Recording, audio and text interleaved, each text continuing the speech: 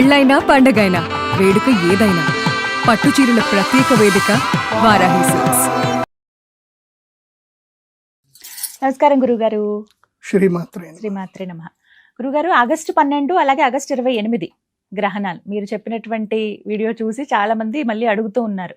అదే కాలసర్ప దోషంలో ఏవైనా ఈ గ్రహణాలు వచ్చాయండి అంటే ఆ ప్రభావం ఎలా ఉంటుంది? అది నిజమైతే గనక ఈ వేటిపైన ఎవరెవరిపైన ఆ ప్రభావం ఉంటుందో చెప్తారా? అలాగే జాగ్రత్తలు ఏం తీసుకోవాలి అసలు వీటికి అనే విషయం మాట్లాడుకో. శ్రీ గురుభ్యో నమః. శ్రీమాత్రే నమః. అచింత్య వ్యక్త రూపాయ నిర్గుణాయ గుణాత్మని సమస్త జగదాధారమూర్తయే బ్రహ్మణే నమః. శ్రీమాత్రే నమః. కాలసర్పదోషం అంటారు. కాలసర్పదోషం అంటే అర్థం ఏంటంటే రాహు కేతువుల నడుమ గ్రహాలన్నీ ఉంటే అది కాలసర్పదోషం.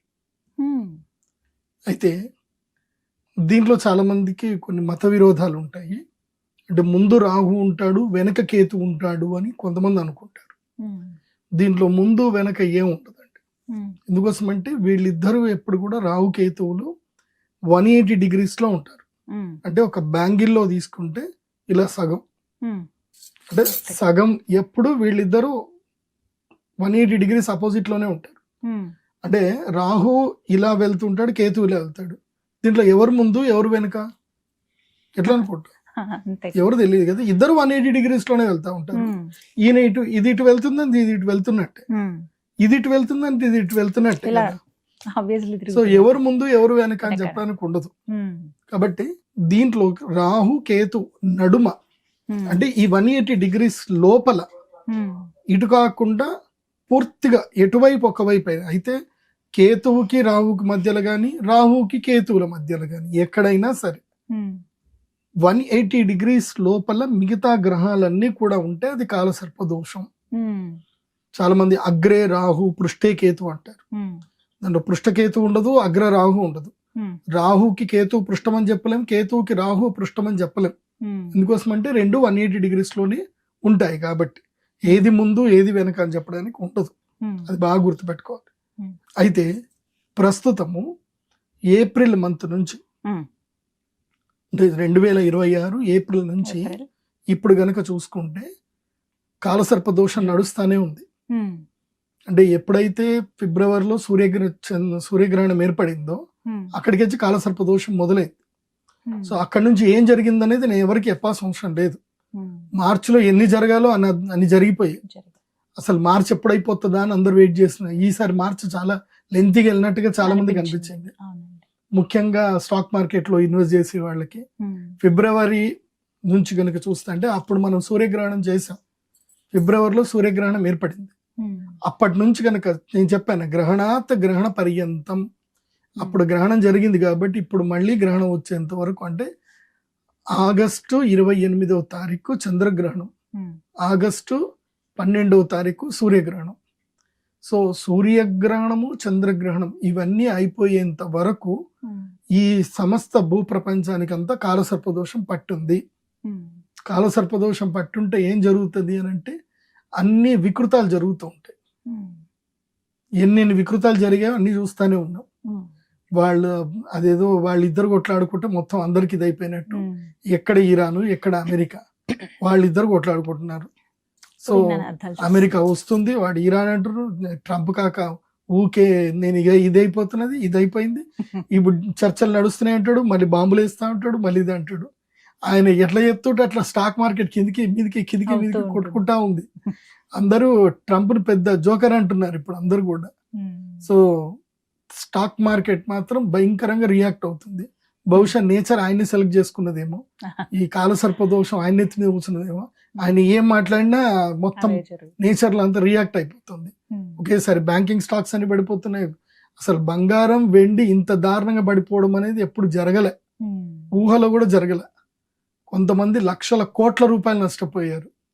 సో నేను అందుకే మొన్న ఇప్పుడు గ్రహణం అప్పుడు కూడా మళ్ళీ చెప్తున్నాను, ఇప్పుడు ఎవరు కూడా తొందరపడి బంగారం లోపల కానీ వెండిలో కానీ పెట్టుబడి పెట్టకండి. తొందరపడి పెట్టుబడి పెట్టకండి. ఒకవేళ పెడితే ఒక రేటు కూడా చెప్పేస్తాను, ఆ రేట్లోనే పెట్టుకోండి. వెండి $52 కింది దిగినప్పుడు పెట్టండి.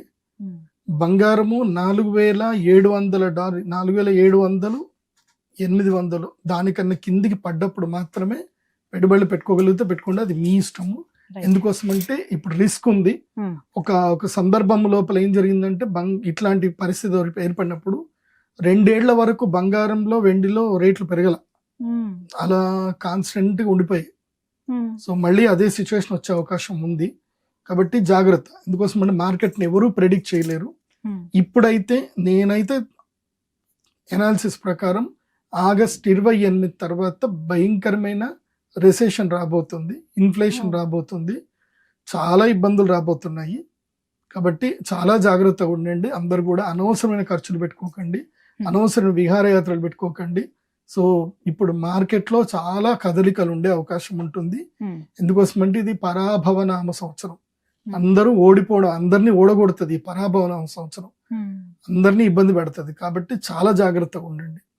ఇప్పుడు పరాభవనామ సంవత్సరంలో కాలసర్ప దోషం వచ్చింది. ఏంటి అంటే ఇప్పుడు ఒకవేళ గనక ఎవరైనా 2026 ఏప్రిల్, మే, జూన్, జూలై, ఆగస్ట్ 28 తారీఖు వరకు ఎవరైతే పుడతారో, ఈ 5 నెలలు ఎవరు పుడతారు వాళ్ళందరూ కాలసర్ప దోషంలో ఉన్నదే లెక్క. వాళ్ళందరి కాలసర్ప దోషం వర్తిస్తుంది. వాళ్ళు ఎప్పుడైనా సరే ఈ గ్రహణ సమయంలో మేము చేసే అరిష్ట నివారణ తంత్ర పూజ చేసుకోండి. నాసిక్ త్రయంబకేశ్వర్ వెళ్ళండి, అక్కడ గోదావరి నదిలో స్నానం చేయించండి. ఇప్పుడు పుట్టినటువంటి వాళ్ళు 12 ఏళ్ల తర్వాత కాలసర్ప దోష పూజలు నాసిక్ త్రయంబకేశ్వర్లో చేయించుకోండి. లేదంటే 12 ఏళ్ల తర్వాత మా పీఠంలో కూడా జరుగుతాయి, బట్ మ్యాండేటరీ. అక్కడ మాత్రం గోదావరి నదిలో స్నానం చేసి త్రయంబకేశ్వర్లో పూజ చేయడం మాత్రం మ్యాండేటరీ. మా పీఠంలో ఏంటంటే వెసులుబాటు, ఇక్కడ మేము కూడా చేయిస్తున్నాము. కాకపోతే క్షేత్రం యొక్క బలం చాలా ఎక్కువగా ఉంటుంది. మేము చేయించేది ఏంటంటే అరిష్ట నివారణ తంత్రం. సో మేము గ్రహణం అప్పుడు అరిష్ట నివారణ తంత్రం చేస్తాం.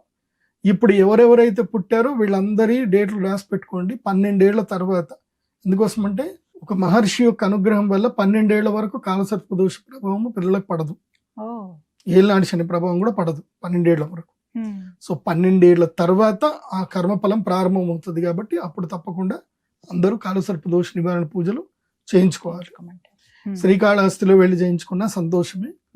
కాకపోతే అక్కడ పూర్వం నుంచి లేదు, అక్కడ స్టార్ట్ అయింది ఏంటంటే గత ఒక 50-60 ఏళ్ల వెనక నుంచి స్టార్ట్ చేసినట్టున్నారు. పూర్వంలో నుంచి అయితే అక్కడ ఏం లేవు. కాకపోతే అక్కడ కూడా క్షేత్రం చాలా అద్భుతమైన బలమైన క్షేత్రము. సో వాయులింగ క్షేత్రం కాబట్టి అక్కడ కూడా కాలసర్పదోష పూజలు చేసుకోవచ్చు. కానీ ఈ కాలసర్పదోష పూజలకు ప్రధానమైనటువంటి యొక్క ముహూర్తం ముఖ్యం. కాలసర్పదోషం ఎందుకు వచ్చింది? రావుకేతువుల వల్ల వచ్చింది కదా. సో రావుకేతువులు చంద్రుణ్ణి సూర్యుడిని మింగేది ఎప్పుడు అంటే గ్రహణం అప్పుడు. గ్రహణం అప్పుడు దేవతలకు ప్రీతిగా దేవతలకు మీరు శక్తిని ప్రసాదిస్తే రిమైనింగ్ టైం ఎవరిదైతే దేవతల టైం ఉంటుందో వాళ్ళు మిమ్మల్ని ప్రొటెక్ట్ చేస్తారు. అంతే, అది బాగా గుర్తుపెట్టుకోండి. ఎందుకోసం అంటే కాలసర్పదోషం ఎప్పుడు ఏర్పడుతుందంటే రావుకేతుల ప్రభావం వల్ల ఏర్పడుతుంది. రావుకేతుల యొక్క ప్రభావం ఎప్పుడు ఉంటుంది అంటే గ్రహాలన్నీ కూడా ఏది కేతువుకి రావుకి మధ్యన ఈ 7 రాశులలో మాత్రం ఉంటేనే అది కాలసర్పదోష ప్రభావం జాతకులకు పడుతుంది.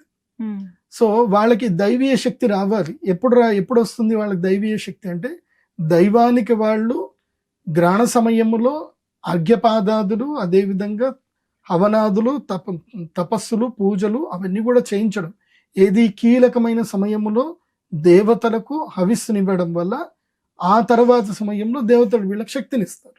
అంతే లాజిక్.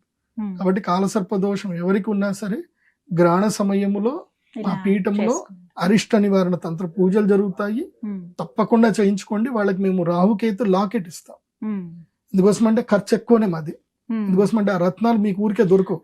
వైడూర్యము తర్వాత ఏవైతే ఉంటాయో గోమేధికం రత్నాలు ఊరికే దొరకవు. సో అవి ప్లస్ ఒక చంద్రామృత శివలింగం ఒకటి ఇస్తాము. సో మేము ఇచ్చేటి అన్ని కూడా చాలా వాల్యుబుల్ ఉంటాయి. అవి మీకు లైఫ్ టైం ఉపయోగపడేటే ఉంటాయి. ఏదో ఒక 5 రోజులకు 10 రోజులకు ఉపయోగపడేటి కావు. మేము ఇచ్చే ప్రసాదం ప్రదీప్ జోషి దగ్గర ఎవరు పూజ చేయించుకున్నా వాళ్ళకి లైఫ్ టైం ప్రసాదం ఇస్తాం మేము.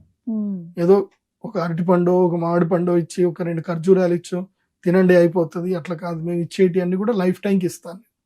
సో ఇచ్చే ప్రొడక్ట్స్ అట్లాంటివి ఇచ్చి ఆ ప్రసాదాలు మీకు జీవిత కాలంలో తపస్సు చేసుకోవడం వల్ల, ఆరాధన చేయటం వల్ల, సాధన చేయటం వల్ల మీకు అవి రక్షణనిస్తాయి. కాబట్టి కర్మఫలం నుంచి మనం రక్షణ పొందాలి అంటే దైవమే మనకు అనుగ్రహించాలి. అందుకే ఇప్పుడు ఇది కాలసర్పదోషం టైం, ఇదంతా కూడా ఆగస్ట్ 28 వరకు కాలసర్పదోషం టైమే. 28 తర్వాత కొంచెం మనకి సూర్యుడు ముందుకు వెళ్ళిపోతాడు కాబట్టి 28 కూడా కాదు, ఇంకా సెప్టెంబర్ నవరాత్రుల వరకు, దేవీ నవరాత్రుల వరకు ఉంటుంది ఈ ప్రభావం. ఆ తర్వాత శుక్రుడు బుధుడు బయటకు వచ్చేస్తారు, వస్తే ఇంకా కాలసర్పదోష ప్రభావం తగ్గుతున్నాడు. అది. ఈ విధంగా కాబట్టి ఈ జాగ్రత్తలు అయితే తీసుకోవాలి. ఇది అందరికీ వర్తిస్తుంది కదా గురువు గారు? ఎవరి జాతకములో, అది కూడా చెప్తున్నా, ఎవరి జాతకం ఫస్ట్ నీ జాతకం ఏందో నీకు తెలియాలిగా, ముందు జాతకం తెలియాలి. అందుకే నా వెబ్సైట్ విజిట్ అవ్వండి, pradeepjoshi.com విజిట్ అవ్వండి. మీరు అక్కడ ఆర్డర్ చేసుకోండి, జాతకాన్ని ఆర్డర్ చేసుకోండి, మీకు PDF రూపంలో వస్తుంది. వచ్చినప్పుడు మీ జాతకంలో చూసుకోండి, చూసుకొని అక్కడ మీరు మీ కుండలిలో రాహువు కేతువు వెనక గాని నడుము గాని మొత్తం అన్ని గ్రహాలు ఉండాలి. అంటే 7 బాక్సులు ఖాళీ ఉండాలి, మిగతా 7 బాక్సుల్లో రాహు కేతువులు ఉండాలి, మిగతా అన్ని గ్రహాలు ఉండాలి. సో 7 బాక్సులు కనుక ఖాళీ ఉన్నాయి అనుకోండి, అంటే లగ్నం పనికిరాదు, లగ్నం వదిలేయాలి. 7 బాక్సుల్లోనూ చంద్రుడితో సహా అన్ని గ్రహాలు కనుక ఉన్నాయనుకోండి, మీరు కాలసర్పదోషంలో పుట్టినట్టే లెక్క. లేదు మీకు అది అర్థం కాలేదు అనుకోండి, ఎవరైనా అయ్యగారిని జ్యోతిష్య పండితుల్ని కన్సల్ట్ అవ్వండి. లేకపోతే సింపుల్ మొబైల్లో Gemini AI chat GPT open చేయండి, మీ కుండలి ఫోటో తీయండి, నాకు కాలసర్పదోషం ఉందా అని అడిగితే అదే చెప్తుంది. ఈ మధ్య చాట్ GPT జ్యోతిష్యం చెప్తుంది. కాబట్టి అలా అయినా కూడా తెలుసుకోవచ్చు, జాగ్రత్తలు.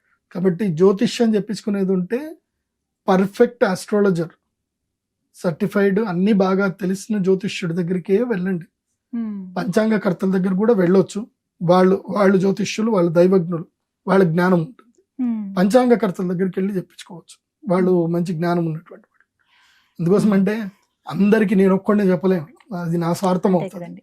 అట్లా కాదు, నేను చెప్పేది ఏంటంటే నీకు అందుబాటులో ఉన్నటువంటి వాళ్ళు, అయ్యగారులు వేరు, పౌరోహితులు వేరు, జ్యోతిష్యులు వేరు, వాళ్ళ డిఫరెన్సియేషన్ చూసుకొని వెళ్ళి వాళ్ళని అడగండి. లేదంటే మిడిమిడి జ్ఞానంతో మీకు అనవసరంగా అవి ఇవి చెప్పి శాస్త్రం మీద అవమానాలు ఎదురవుతాయి. శాస్త్రం మీద చాలా మందికి ఉన్న గౌరవం పోతుంది. కాబట్టి మిడిమిడి జ్ఞానం ఉన్న వాళ్ళ దగ్గరికి వెళ్ళకండి. ఇది కాలసర్పదోష సమయమే. ఇప్పుడు ఎవ్వరికి పిల్లలు పుట్టినా నోట్ చేసుకోండి, తప్పకుండా జాతకం తీసి పెట్టుకోండి. ఈ 2026లో పుట్టినటువంటి పిల్లల జాతకాలు తప్పకుండా జ్యోతిష్యుడి దగ్గర చెప్పించుకోవాల్సిందే. ఎందుకోసమంటే ఈ డ్యూరేషన్ అంతా కాలసర్పదోష డ్యూరేషన్ లో పుట్టిన వాళ్ళు అవుతారు. అది చాలా చక్కగా వివరించారు గురుగారు, ధన్యవాదాలండి. శ్రీమాత్రి.